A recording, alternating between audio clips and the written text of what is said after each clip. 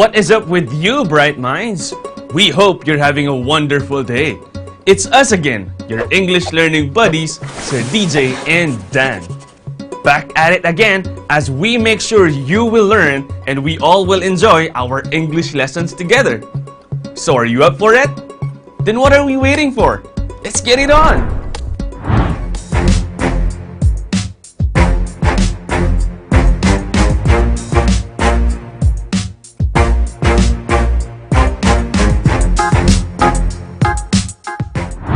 Have you ever heard of the expression carpe diem? It is widely known as seize the day. Most people usually say that it means we should live in the moment. Enjoy the present. YOLO, you only live once. Trust what the future holds for you. But if we try to look at the whole line from Horace's injunction, it says, carpe diem quam minimum credula postero. It can be translated as pluck the day, trusting as little as possible in the next one. Trusting as little as possible in the next one? That seems like the opposite of living the moment and trusting the future, right? What it actually means then is this, that we should take the opportunities we have now, whatever they may be, so that we can make a better future. It means that you don't trust the future to be good without you doing anything to make it good. You have to do something good in the present for the future to be good. Just like learning English, we have to use the time and opportunities we have now so we can be really good in using the language in the future. Speaking of maximizing our time and taking every opportunity possible, let's hear it from a person who has really gone beyond his own expectations of his future and yet has kept his feet on the ground. Hello, bright minds. I'm Sir Pete de la Cruz, the principal of MB Asisio Senior High School.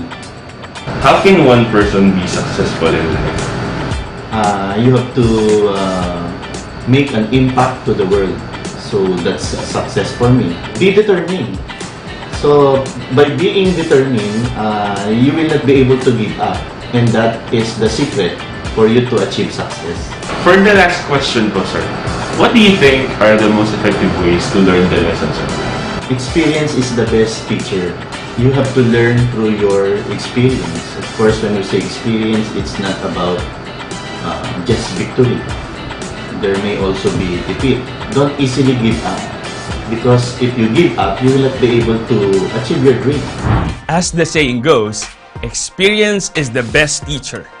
And the worst experiences teach the best lessons.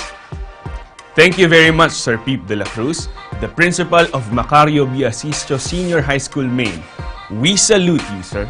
Why are we talking about these things? That's because for today, we will be talking about expressing your stand using conditionals. Before that, let's have a recap of our previous lessons. Now look back on your notes for this one. What is a conditional sentence? Exactly. These are statements expressing the result of a particular condition, using an if or when clause and a result clause. How many conditionals are there? You're right. We have 4.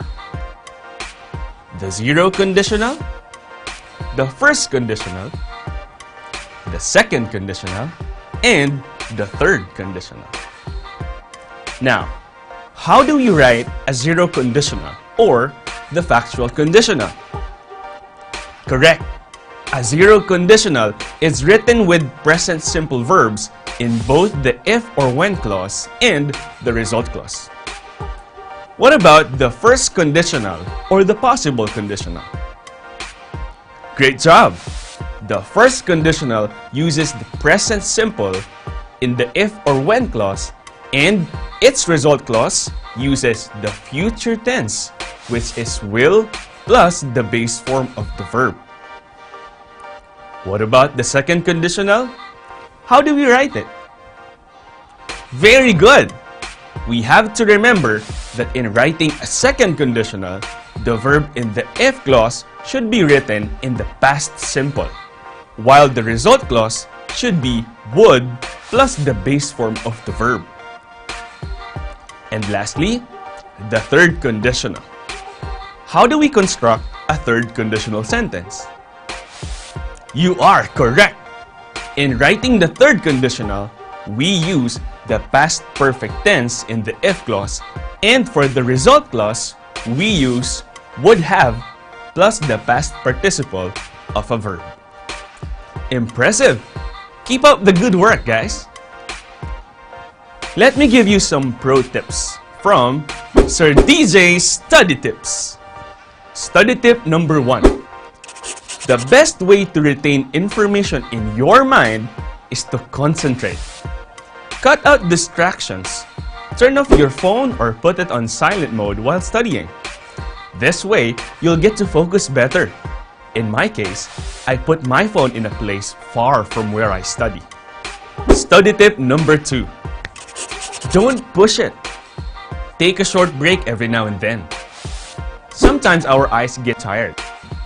Our brains are like computers sometimes. When they overheat, we need to take some time off so we can work at peak condition again. And that's it for Sir DJ's Study Tips. Conditionals are a bit confusing, right? Now you might be asking, Dan and Sir DJ, is there a way to easily understand how conditional sentences work? Yes, there is. Dan and I got your back. Here's a simple trick. For us to easily grasp the concept of conditionals, we must understand time. Time from a different perspective. And we need to understand that time relates to verb tenses. For us to easily understand how it works, here's a timeline. Let's begin with the present. If I say, I teach English, I like video games, I am wearing a white polo. This shows that the present tense shows facts and truth. Now what about the future?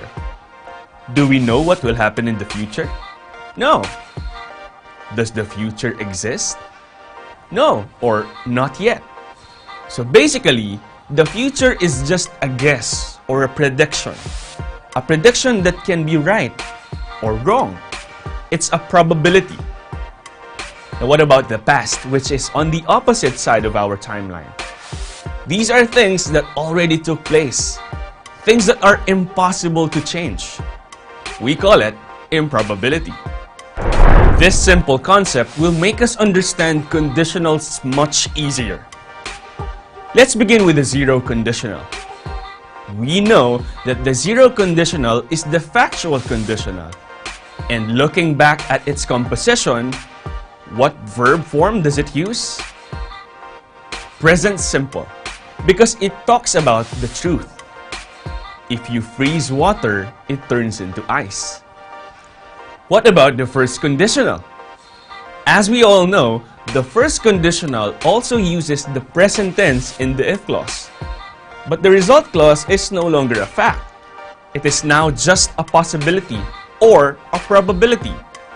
So in this conditional, we need to use the simple future tense in the result clause. Remember that?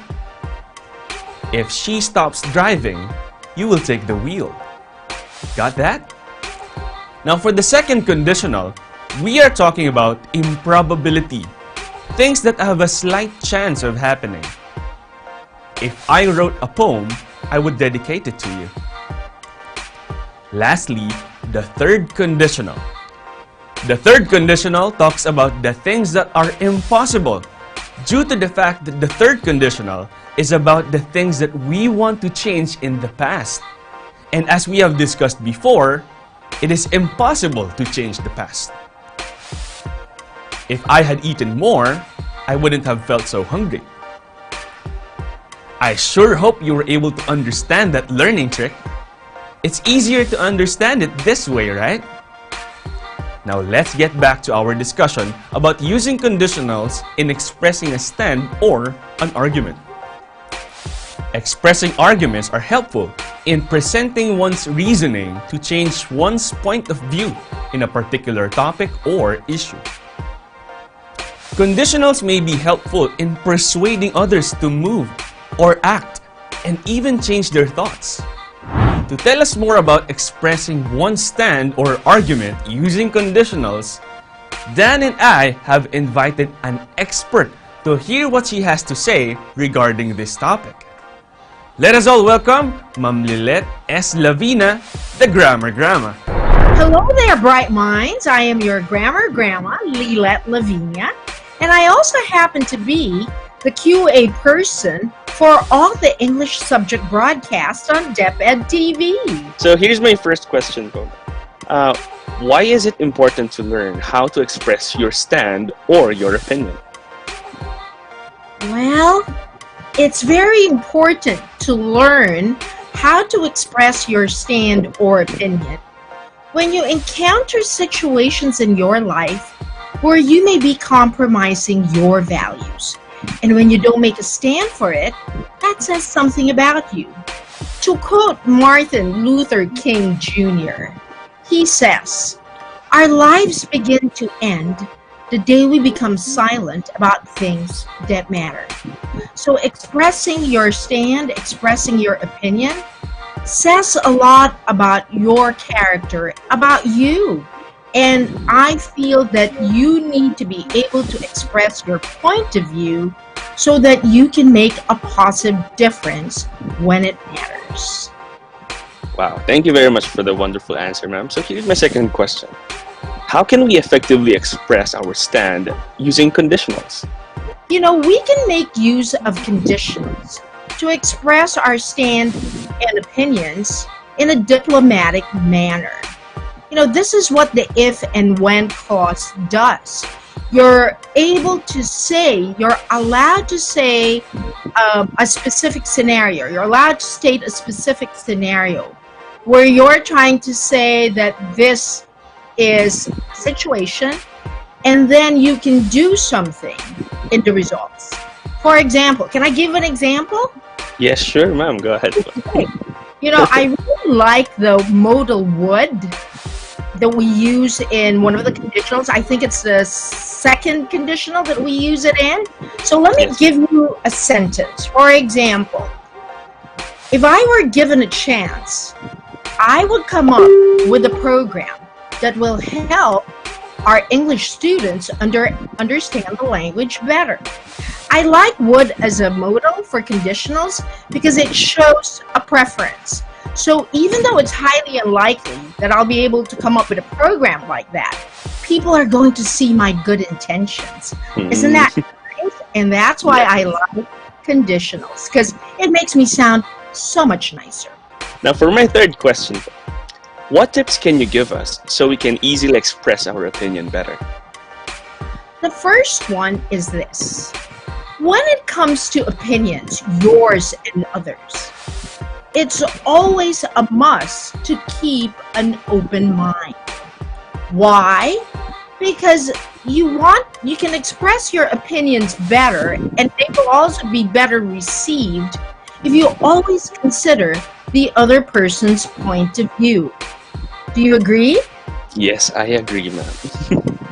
Okay. Second, make sure that your opinions are based on information that can be validated and supported by credible sources. You know, your credibility can suffer if your opinions won't hold up if you're talking with someone with an opposing point of view. So make sure that your opinions are based on the truth. And for my last tip, you will be able to express your opinions better if you keep on improving your communication skills. And your subject, English, is a big part of that. I know that it can be a little difficult and your commitment is needed. But you know what? You're not going to regret it. In no time, you're going to be more confident and be ready to face anyone, whether they have opposing views or not. So I hope you really take my tips seriously.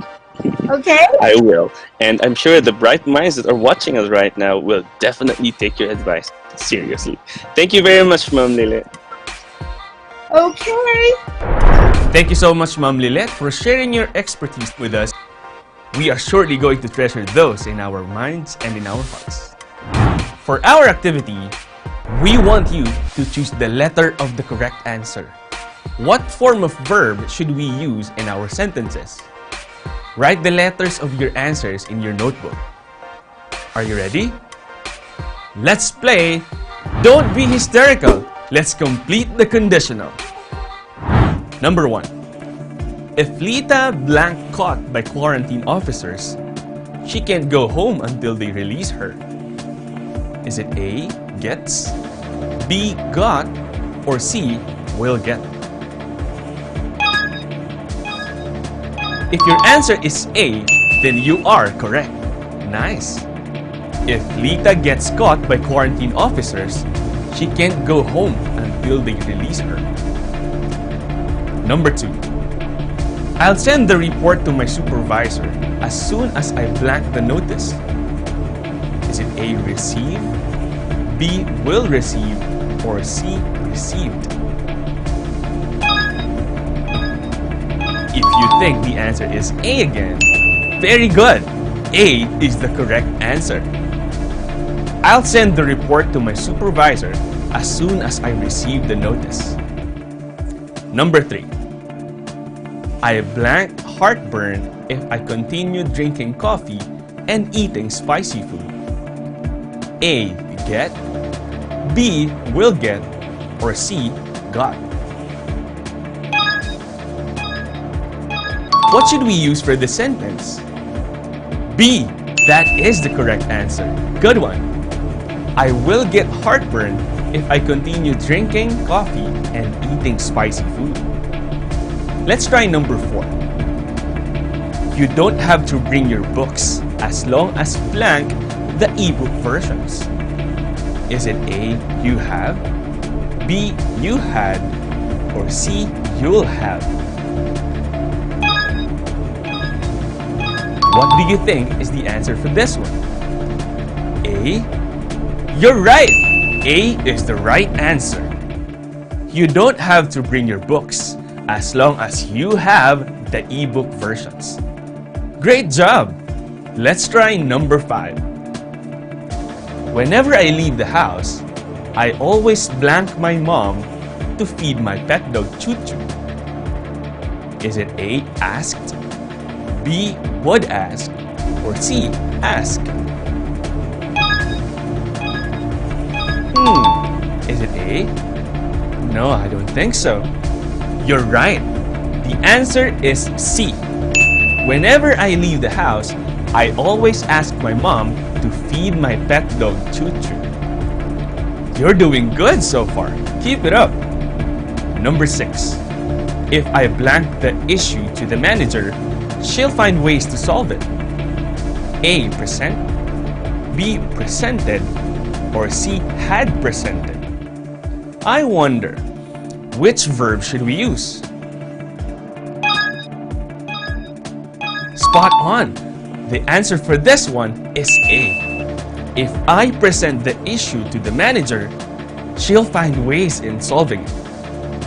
Let's go to number 7. I'll send it to you as soon as blank home.